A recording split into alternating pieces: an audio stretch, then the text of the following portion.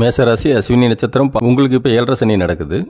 அதுவும் 7.5 சனியில் விரய சனி நடக்குது. செவ்வாய் தசையில் விரய சனி எப்படி இருக்கும்? இப்போ செவ்வாய் தசை உங்களுக்கு அனுகூலமாக இருக்குமா அப்படிங்கிறத பார்ப்போம். நீங்கள் மேசராசி, உங்களுடைய ராசியின் அதிபதி யார்? செவ்வாய் பகவான். செவ்வாய் தசையில் செவ்வாய் பகவான் உங்களுக்கு அனுகூலமாக இருப்பார் கண்டிப்பாக, அதில் எந்த மாற்றமும் இல்லை. ஆனாலும் தசையை எதை வச்சு சொல்கிறோம்னா உங்களுடைய நட்சத்திரத்தின் அதிபதியை வைத்து சொல்கிறோம். உங்களுடைய நட்சத்திரத்தின் அதிபதி யார்?